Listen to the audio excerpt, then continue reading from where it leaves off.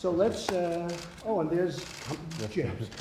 Will you please? He's become more famous than me. Former FBI Director James Comey's new book, A Higher Loyalty, is been anticipated for weeks and months. The book is due out next week. The Associated Press purchased a copy. In our reviewing it, the FBI Director spares very little in terms of his attacks on the president.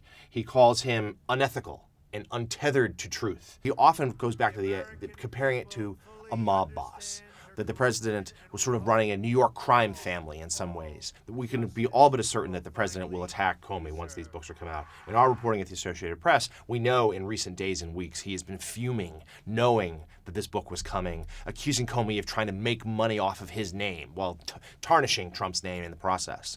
Comey describes in great minutia sort of some of the interactions, his first interaction with the president-elect, which was the Trump Tower meeting in January of 2017, just about 2 or so weeks before Trump took office. He describes in sort of insulting ways that I'm sure the president will take rather personally and perhaps not well. He says that Comey, who's 6'8", says that Trump was shorter than he expected. He described that his face was sort of orange, and he saw like little white half circles under his eyes where he assumed he had goggles on in the tanning bed. He made a point also of looking at the size of the president's hands. James Comey said that though they were smaller than his, they seemed to be of normal proportions. There's plenty of material in the book also about the Hillary Clinton investigation.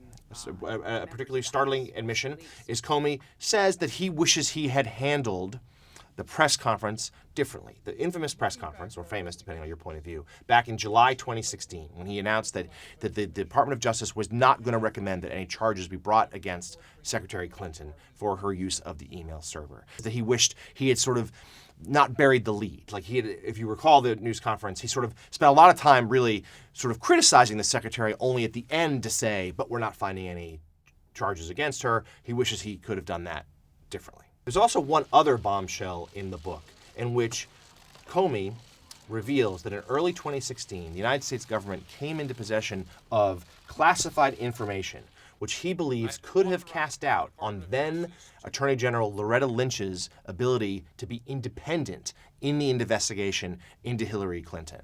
And he also makes a point of saying it's unverified, so therefore it's not totally clear how credible or factually accurate all of it is. That said, it's certainly something that is eyebrow-raising. The truth, the whole truth, and nothing but the truth, so help you God. Thank you very much. He largely, I think, gives himself a pretty good grade here. That he feels like he conducted himself in a manner that was bringing the most respect to himself, but more importantly to the FBI, which is an institution he clearly cares greatly about.